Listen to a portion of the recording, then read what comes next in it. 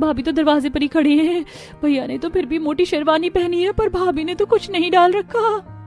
अब ठंड है तो ठंड तो लगेगी ही बहू, बस 5 मिनट और रुकना होगा। मैं तेरी आरती उतार लूं, उसके बाद तू दाएं पैर से कलश गिराकर अंदर आ जाना, फिर बाकी की रस्में होती रहेंगी। पहले हम दरवाजा बंद करेंगे। सुबह शाम इतनी ज्यादा ठंड लगती है कि अब तो कुछ काम भी नहीं हो पाता। इतना बोलकर आशा अपनी बहू का गृह प्रवेश करवाती है और कुछ ही देर में सपना अपने कमरे में जाती है, जहां वो आराम से बिस्तर पर बैठ जाती है। जब अब विशाल कमरे में आता है तो सपना को बिना शॉल, स्वेटर, कंबल लिए बिस्तर पर बैठा देखकर उससे कहता है, अरे सपना, तुम कौन से मिट्टी से बनी हो? तुम्हें ठंड नहीं लग रही? अरे भाई, या तुम्हें अनकंफर्टेबल फील हो रहा है? हमारे घर में कितनी ज्यादा ठंड है, मुझे तो कब कभी छूट गई।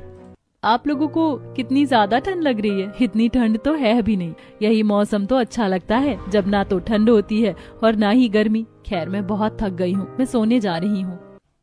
अब दोनों नाइट ड्रेस में बेड पर आते हैं, जहां सपना बिना कंबल लिए बिस्तर पर लेट जाती है और ये देखकर विशाल को काफी अजीब लगता है। विशाल कंबल ओढ़कर सो जाता है। आधी रात को जब विशाल की आंख खुलती है तो वो सपना को बिना कंबल के देखकर उसे कंबल से ढक देता है, पर कुछ ही देर बाद सपना को गर्मी लगती है और वो कंबल फेंक देती है। जरूर इन्होंने ही मुझे कंबल उड़ाया होगा। कितनी गर्मी लग रही है। पंखा भी बंद है, खिड़की दरवाजे भी बंद है, कुछ बोल भी नहीं सकती। ससुराल है ये। सपना को गर्मी महसूस होती है, पर वो किसी से कुछ नहीं कहती और अगली सुबह जल्दी उठकर नहा धोकर ठंडे पानी से रसोई में काम करती है। रसोई से कोई आवाज सुनकर सबसे पहले काजल और आशा की आंख खुलती है और वो दोनों नाइट सूट पर शॉल ओढ़े रसोई में आती हैं। सपना को ठंडे पानी से काम करता देखकर उससे कहती हैं, अरे भाभी, आपको ठंडे पानी से काम करने की क्या जरूरत थी? हमने रसोई में भी गीजर लगा रखा है, पानी गर्म आता है। रुको, मैं अभी चालू कर देती हूँ। सारी गलती मेरी है। मैं तो भूल ही गई थी कि आज तेरी पहली रसोई है और ससुराल में पहला दिन भी मुझे रात को ही गीजर ऑन कर देना चाहिए था और तुझे बता देना चाहिए था। मेरी वजह से तुझे ठंडे पानी से बर्तन धोना पड़ा और काम करना पड़ा। अरे आप दोनों चिंता क्यों कर रही हैं? पानी इतना भी ठंडा नहीं है। इतने ठंडे पानी से तो मैं सुबह 4 बजे अपने मायके में नहाती थी और 5 बजे सारा काम खत्म करके 6-7 बजे तक मंदिर जाती थी। सही कहते हैं लोग, गांव के लोगों को तो ठंडी नहीं लगती। करो भाभी, हाँ, आप भी ठंडे पानी से काम। जब तबीयत खराब होगी ना, तब पता चलेगा कि शहर में कितनी ठंड है। इतना बोलकर काजल वहां से चली जाती है और आशा भी। इसके बाद सपना सभी के लिए खाना बनाती है और जब सब नहा धोकर नाश्ते की टेबल पर आते हैं तो सपना के हाथ का खाना खाते हैं तो उसकी तारीफ करते हैं। अरे वाह बहू वाह, गाजर का हलवा, सरसों का साग, मक्के की रोटी ये सब तो खाने में सर्दी में मजा ही आ जाता है और ये सर्दी वाला ही खाना है। सर्दी में अगर इतना अच्छा और गरम खाना खाने को मिल जाए तो बात ही क्या है। और ये गरम गरम चाय पीकर मजा आ गया। अरे गांव की लड़की है, इसीलिए उसे पता है सर्दियों में क्या खाया जाता है। शहरी लड़कियों को कहाँ आता होगा बाजरे और मक्के की रोटी बनाना। अब समझ में आया क्यों घर में मैं अपनी बड़ी बहू गांव से लेकर आई हूँ। माँ, आपका जवाब नहीं। बहू तो गांव से लेकर आई है, पर मुझे गांव मत भेजना, मैं गांव में नहीं रह पाऊंगी। अरे भाई, तू चिंता मत कर, तेरी शादी वहीं होगी जहाँ तू बोलेगा। अब खाना खा। पूरा परिवार हंसी मजाक करते हुए खाना खाते हैं। इसी तरह 2 दिन बीत जाते हैं और रात को जब भी सपना अपने कमरे में सोने जाती तो विशाल खिड़की, पंखा सब बंद कर देता और अपने साथ अपना सपना को कंबल भी उड़ा देता, जिस वजह से उसे काफी गर्मी लगती है। एक रात वो पंखा चला लेती है, जिस वजह से विशाल को ठंड लगती है और वो पंखा बंद कर देता है। अरे पता नहीं इसे कितनी गर्मी लगती है, बताओ जरा, इस समय कौन पंखा चलाकर सोता है? अरे आपने फिर से पंखा बंद कर दिया। मुझे गर्मी लग रही है और मच्छर भी काट रहा है। थोड़ी देर चलने दो ना। आप तो वैसे भी कंबल ओढ़कर सो गए ना। अरे कंबल ओढ़ रहा हूँ तो ठंड नहीं है क्या? अगर तुम्हें इतनी गर्मी लग रही है ना तो एक काम करो, तुम छत पर जाकर सो जाओ, और पर मैं पंखा नहीं चलने दूंगा। आपके साथ तो एक कमरे में सोना ही मुश्किल है। ठीक है, मैं जा रही हूँ छत पर ही सोने। वैसे भी मुझे छत पर ही सोना पसंद है। ठंड के महीने में भी सपना को गर्मी लग रही होती है और विशाल को ठंड, इसलिए रात को दोनों पति पत्नी के बीच बहस होती है और विशाल के कहने पर सपना हाथों में अपना बिस्तर और तकिया लेकर छत पर सोने के लिए चली जाती है। चलो जी, अब मैं आराम से सो पाऊंगी। गांव की याद आ गई। गांव में भी तो मैं सर्दियों में अपनी बहन के साथ ऐसे ही छत पर सोया करती थी। अगर मेरी बहनें भी मेरे साथ होती तो सोने में और अच्छा लगता। इतना बोलकर सपना खुली छत पर अपना बिस्तर लगाकर आराम से सो जाती है और सुबह उसके पड़ोसन सुमित्रा जब छत पर तुलसी को पानी देने आती हैं तो सपना को छत पर सोता देखकर हैरान हो जाती हैं। और सुबह 11 बजे जब आशा गली में सब्जी ले रही होती है तो वो इस बारे में आशा को बताती है। आशा बहन, मैंने तो सुना है कि गांव की लड़कियां बड़ी शरीफ होती हैं, पर लगता है तुम्हारे बेटे बहू के बीच कुछ अनबन चल रही है।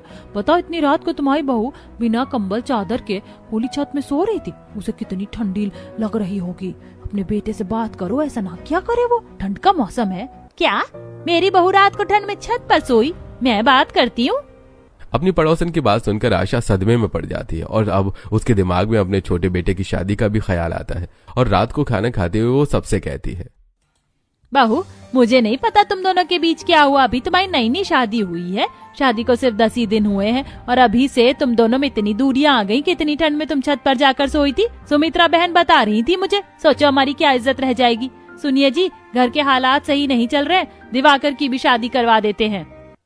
माँ आप मेरी शादी की चिंता मत करो, मैं किसी को पसंद करता हूँ, मैं उसी से शादी करूंगा। अरे चलो भाई, इससे बताई तो अपनी पसंद है। अगर हमें पहले पता होता तो दोनों भाइयों की शादी एक ही साथ कर देता। पापा मैं बताना चाहता था, पर उस समय माँ गांव की लड़की लाना चाहती थी। मैं डर गया था, बस इसलिए नहीं बताया। उसकी फैमिली तो कब से मेरे पीछे पड़ी हुई है। अब जब बात घर में छिड़ गई है तो लगे हाथ आप लोग लड़की वालों से मिल ही लो, लड़की देख लो और हमारी भी शादी कर दो। ठीक है, तुझे जिससे शादी करनी है तू कर। और बड़ी बहू, घर में अब तेरी देवरानी आने वाली है, तू इस घर की बड़ी बहू है, थोड़ी समझदार बन, समझी? आशा दिवाकर की शादी के साथ सपना को भी कुछ बातें अच्छे से समझा देती है, पर सपना के पल्ले कुछ नहीं पड़ता। वहीं पूरा परिवार दिवाकर का रिश्ता लेकर निशा के घर जाते हैं। क्योंकि लड़का लड़की पहले से एक दूसरे को पसंद थे, इसलिए वो लोग शादी की डेट भी जल्दी डाल देते हैं। इसी तरह 20 दिन और बीत जाते हैं और 20 दिन के अंदर निशा और दिवाकर की शादी हो जाती है। गृह प्रवेश के दौरान हो, कितनी ज्यादा ठंड हो रही है। दिसंबर की ठंड तो मुझसे बर्दाश्त ही नहीं होती। कुछ दिनों में जनवरी भी आ जाएगी, पता नहीं ये ठंड कब जाएगी। माँ जल्दी से गृह प्रवेश करवा दीजिए। माँ, छोटी भाभी बड़ी भाभी से कितनी अलग है ना। जब बड़ी भाभी आई थी तो उन्हें जरा भी ठंड नहीं लगी, पर छोटी भाभी को देखो कितनी ठंड लग रही है, जबकि इन्होंने शॉल भी ले रखा है। बेटा, सबका शरीर अलग होता है। बहू गांव की है, काम काज, ये शरीर में फुर्ती है, इसीलिए उसे ठंड कम लगती है। अच्छा चलो बहू, अपने दाहिने पैर से कलश गिराकर अंदर आ जाओ। गृह प्रवेश होने के बाद निशा और दिवाकर अपने कमरे में जाते हैं, जहां निशा को इतनी ज्यादा ठंड लगती है कि वो सामने रखा हीटर चलाकर कंबल में घुस जाती है और उसे फिर भी ठंड लग रही होती है। अरे निशा, हीटर के पास बैठी हो, कंबल के अंदर, फिर भी इतना कांप रही हो। माना कि ठंड ज्यादा है, पर इतनी भी नहीं जितना तुम कांप रही हो। चुप करो तुम, तुम्हें ठंड नहीं लगती तो क्या ठंडी नहीं है क्या? एक कंबल और निकालो। मैं अपने मायके में 2 रजाई लेकर सोती थी और 2 हीटर चलाकर, इसमें मेरा कुछ नहीं होगा। अगर तुमने मुझे एक और कंबल और हीटर नहीं चलाकर दिया तो सुबह तक मेरी तबीयत खराब हो जाएगी।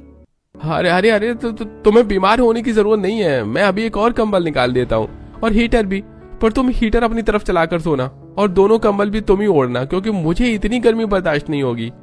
इतना बोलकर दिवाकर अपने कमरे की अलमारी खोलकर एक कंबल और हीटर निकालकर निशा को दे देता है, जिसके बाद निशा सोफे पर अपना बिस्तर लगाती है और दोनों ही हीटर टेबल पर रखकर अपनी तरफ करके चला लेती हैं और 2 कंबल ओढ़कर आराम से लेट जाती हैं।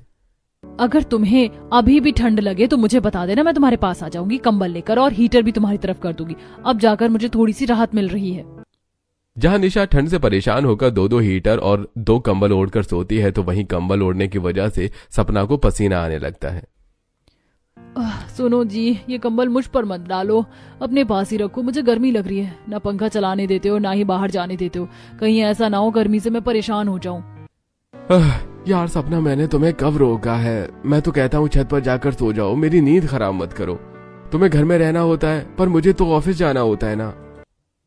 छत पर जाऊंगी सोने तो फिर कोई देख लेगा और माँ जी से शिकायत कर देगा, मैं क्या करूं? एक काम करो, छत पर जाकर सो जाओ। मैं सुबह 5 बजे जाकर तुम्हें उठा दूंगा। लोगों को उठने से पहले ही तुम नीचे आ जाना, इस तरह हम दोनों की नींद पूरी हो जाएगी। सपना को अपने पति का आइडिया पसंद आता है और वो फिर से अपना बिस्तर तकिया लेकर छत पर जाती है और छत पर अपना बिस्तर लगाकर आराम से लेट जाती है। आज तो अच्छी हवा चल रही है। अच्छा हुआ जो मैंने एक चादर ले ली। कितनी ठंडी हवा चल रही है। ऐसे मौसम में छत पर सोने का तो मजा ही कुछ और है, पर मेरे ससुराल वालों को इतनी ठंड लगती है कि पूछो ही मत। सपना छत पर आराम से एक चादर ओढ़कर सो जाती है। क्योंकि सपना गांव से होती है, इसलिए उसे छत पर सोने की आदत होती है। तो वहीं ठंड से परेशान निशा हर वक्त हीटर चलाकर रहती है। आज निशा की पहली रसोई होती है, जिसमें वो रसोई में भी हीटर को अपने साथ ले जाती है। और जब बर्तन धोने के लिए निशा पानी चालू करती है तो ठंडा पानी देखकर अपने घर वालों को आवाज देती है। ओह कितना ठंडा पानी है।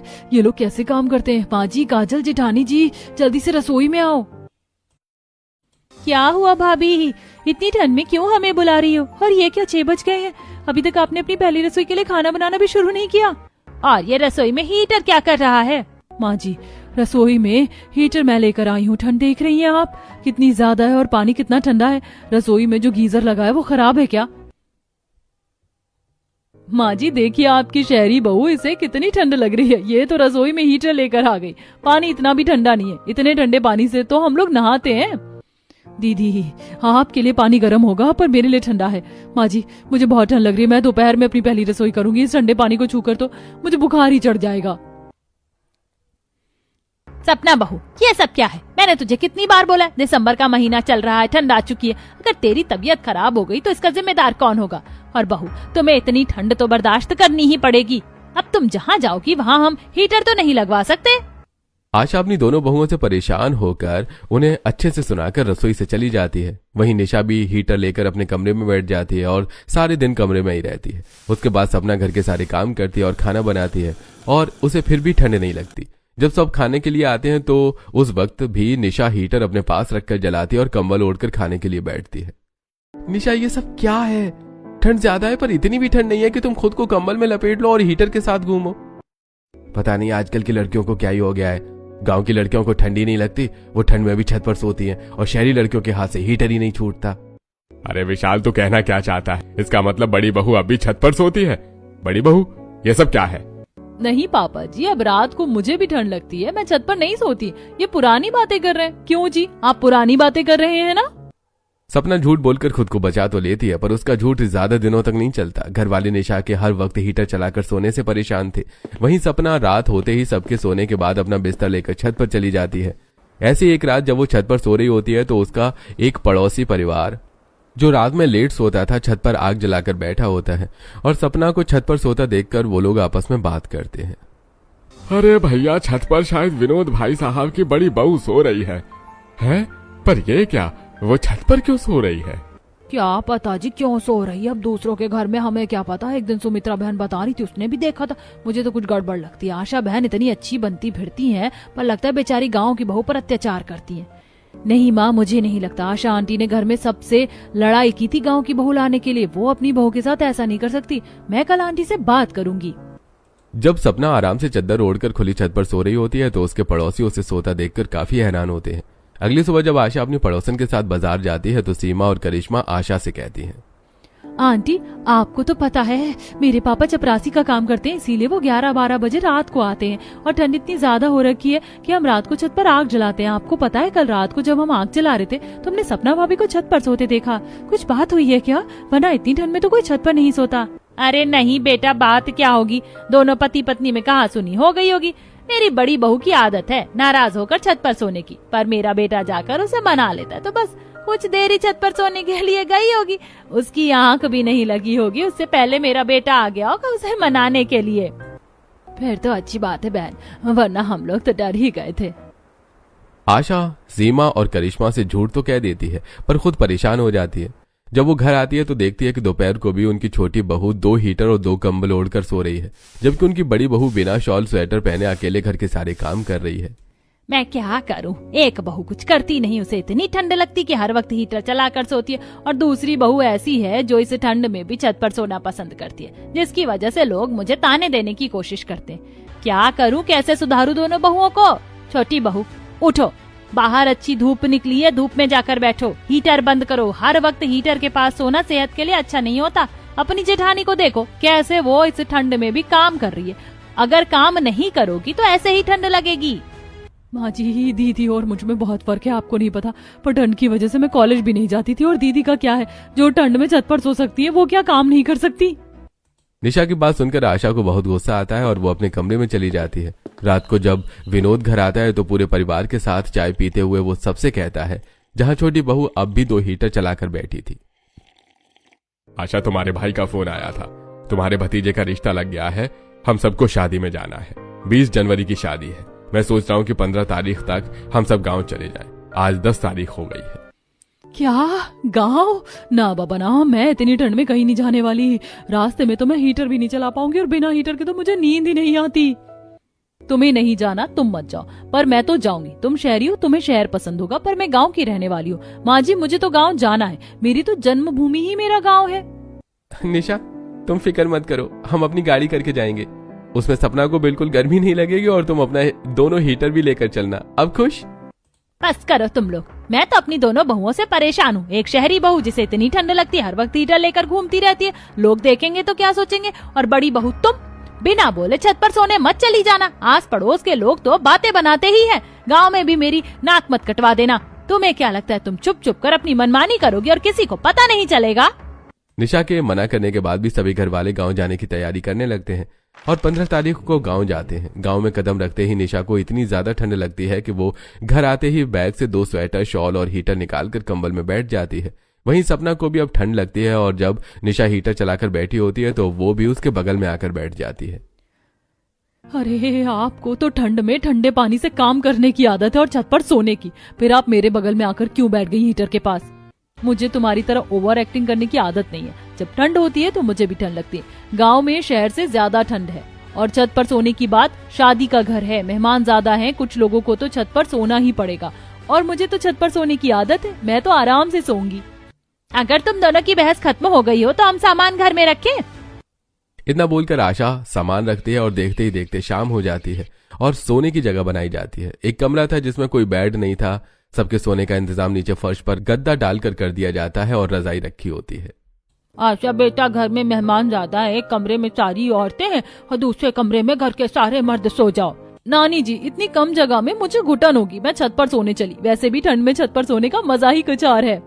क्योंकि शादी का घर था इसलिए कोई कुछ नहीं कहता और सपना रात होते ही अपना बिस्तर लेकर छत पर चली जाती है। और जब वो छत पर जाती है तो उसे ठंडी ठंडी हवा लगती है। अरे कितनी ठंडी हवा चल रही है, छत पर तो आते ही मुझे ठंड लगने लगी। मैं सोऊंगी कैसे? एक काम करती हूँ, नीचे से रजाई लेकर आ जाती हूँ।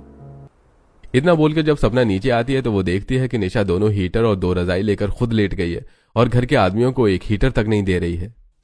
नहीं, यहाँ तो ज्यादा ठंड है, मैं इतनी ठंड में अपना हीटर किसी को नहीं दूंगी, इसलिए मैंने कहा था 2 हीटर और खरीद लो। बहू, बच्चों की तरह ड्रामा करना बंद कर और एक हीटर उन्हें दे। सपना भाभी, अब क्या हुआ? आप तो ऊपर सोने के लिए गई थी ना? हाँ गई थी, पर ऊपर बहुत तेज हवा चल रही है, रजाई लेने के लिए आई थी। पर ये कमरा कितना गर्म है, मुझे भी थोड़ा एडजस्ट कर लो ना। सच में यहाँ शहर से ज्यादा ठंड है, यहाँ पर तो मुझे भी ठंड लग रही है। चलो बहू, तुम्हें ठंड तो लगी, अच्छी बात है कि तुम अकेली छत पर नहीं सोगी, वरना घर आए रिश्तेदार क्या बोलते कि शादी का घर है। पर क्या सिर्फ अकेली बहू छत पर सोती है? तुम यहीं पर एडजस्ट कर लो। और जितने ज्यादा लोग एक साथ सोगे उतनी कम ठंड लगेगी। अपने ससुर के सामने निशा कुछ नहीं बोलती और एक हीटर चलाकर सबसे आगे जाकर सो जाती है और एक हीटर ससुर को दे देती है। अगली सुबह सपना को इतनी ठंड लगती है कि वो शॉल और स्वेटर पहनकर घर में काम करती है। बहू, छोटी बहू को तो हमेशा ही ठंड लगती है, इसीलिए वो हीटर में सोती है। पर तुझे कब से ठंड लगने लगी? तुझे तो छत पर सोने की आदत है ठंड में भी। माँ जी, मुझे भी ठंड लगती है, पर तब जब सच में ठंड होती है। शहर में इतनी ठंड नहीं है कि इंसान उसे बर्दाश्त न कर सके, पर यहाँ की ठंड बर्दाश्त से बाहर की है। मैंने सोच लिया कि अब मैं छत पर नहीं सोऊंगी।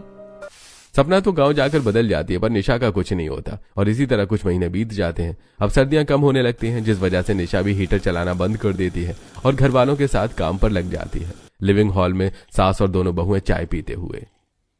चलो, एक को गांव जाकर अकल आई और दूसरी को सर्दी जाने के बाद अब अगली सर्दी का इंतजार है। ये तो मेरा पहला साल था, नई जगह पर अक्सर ऐसा होता है, देख लेना।